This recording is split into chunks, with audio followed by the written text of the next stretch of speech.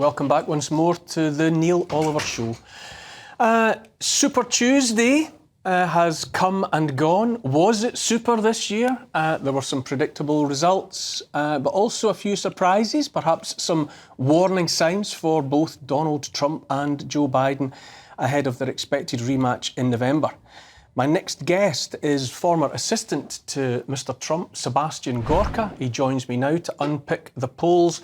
Good evening, Seb Gorka. Greetings to you. It's been far too long. Hello. It's good to have you.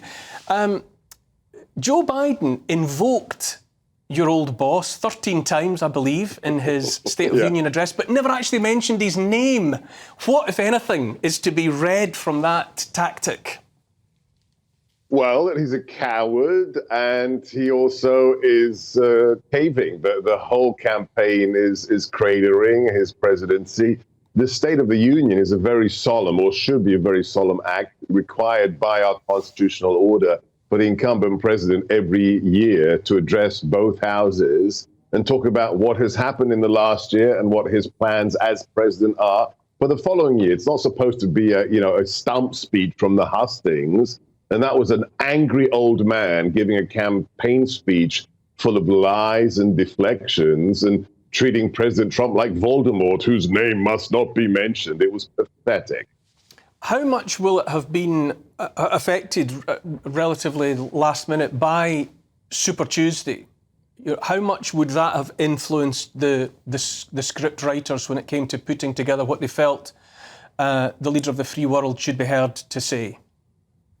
Well, it's Super Tuesday, the historic wins for President Trump all over the country in 14 different states of the union. But on top of that, the thing that I think was most irritating and why you saw this grumpy old man yelling for an hour is the polls. Even the New York Times, which is a bastion of left-wing propaganda and really a propaganda arm for the Democrat Party, their latest poll this week says that if the election were today, my former boss would handsomely defeat the current incumbent. So, he was rattled because he knows the American people want peace and prosperity back. They want a secure border. They don't want wars in the Middle East. They don't want wars in Europe. They don't want, petroleum costing 3 times what it did when we were in the White House. And they know that they have nothing to offer except a screeching, senile old man.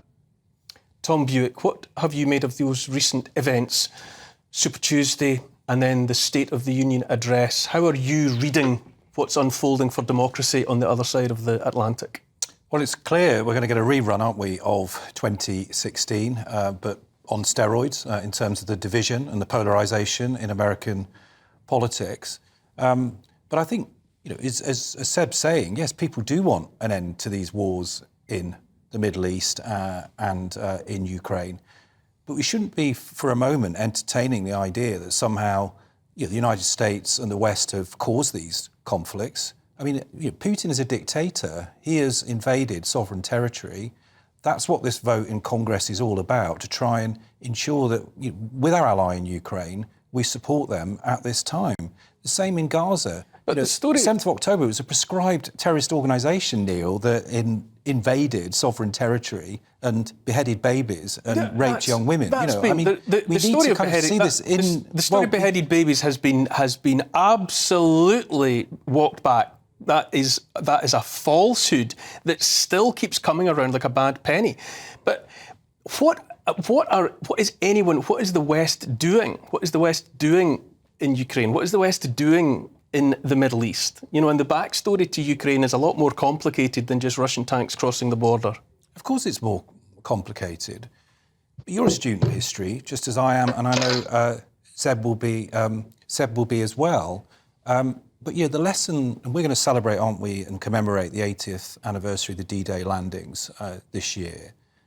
As the President of the United States said last night, if the West doesn't stand up for freedom and democracy around the world, then who will?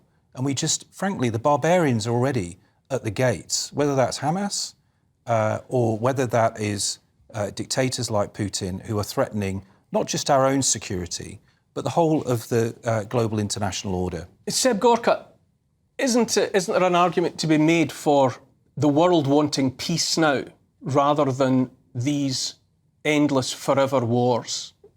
Is the rising tide from the populace in countries around the world not that we've had enough of this push for endless war? Yeah, but that doesn't mean anything. I mean, to quote Trotsky, you may not be interested in a war, but war's interested in you. You can't just say, "Ooh, I don't like it. I'm going to say la, la, la, la, la, and I don't want war." And to the point about what happened in Israel, I strongly commend, and Neil, please don't, just say that's all a conspiracy theory.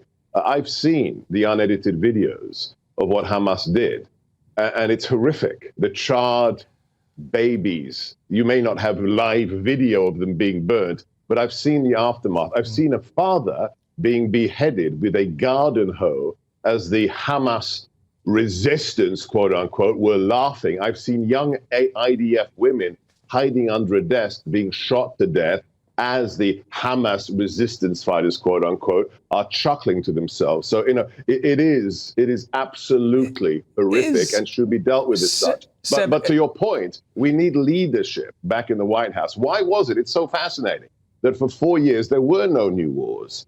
Putin didn't do anything. The Middle East was stable. We had the Abraham Accords with 5 different nations because people respected America and feared my boss. When Biden came in, he surrendered Afghanistan. Putin revved his guys right into Ukraine, and then Hamas kills more Jews since the Holocaust. I mean, this is the reality. Everybody laughs at this man, and we need, I agree, no more wars, but the only way to get that is to get President Trump back in the White House. Isn't it right, though, to acknowledge that atrocity is atrocity? That everything that has happened in the Middle East these months past, everything from October the 7th, and then what is happening in Gaza, isn't it possible to be offended by both and to say that with 100,000 casualties in Gaza, 30,000 dead and the rest wounded, missing, that enough is enough? No, because that's not how wars end. You don't say, "I don't like it." I mean, how did World War II work out? We didn't say proportionality, and we're only going to kill as many Germans as they killed Brits. No, we didn't say, "Oops, we don't like war. Can you end it?" No, we absolutely destroyed Germany and we nuked Japan. This idea of proportionality is asinine. When you're killing children and raping women after you killed them, then you must salt the earth with the ashes of those who did it. And there will be collateral damage because that's the nation of war since man first picked up a rock and hit his enemy in the head with it. So we need to be realistic. War is the history of mankind, and we need people who will prevent it by being determined in the protection of their nation. And Israel has every right to make sure this never happens again to them. With no limits on what happens. The International Court of Justice has said plausible case to be made for genocide in Gaza. Now, surely when genocide is being invoked, surely enough is enough.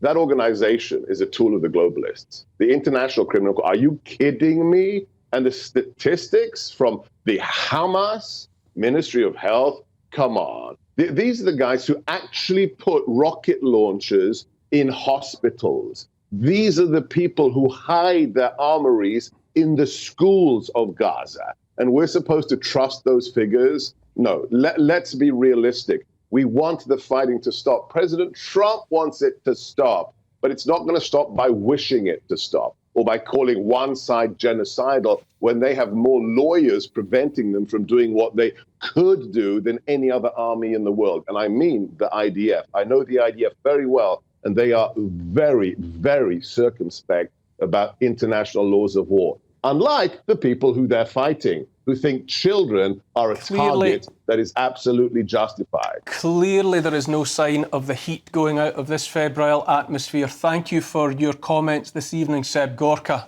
We will continue to talk because talk is all we have. Tom, how do you react to what was said there? Well, actually, I find myself agreeing with a lot of what he said. I mean, compared to George Galloway MP, for example, who was suggesting some kind of moral equivalence. No limits. No limits to how many casualties in Gaza. No limits. Yeah, but the point that Seb is making there is that this is not a conventional war that's going on across international borders. This is a prescribed terrorist organisation that committed the most barbarian acts, and Israel has a right to defend itself. That said, even wars have international rules, don't they? And Israel needs to allow this humanitarian effort to get into Gaza, and there is evidence that they've been preventing that. I would say we're seeing barbarism all over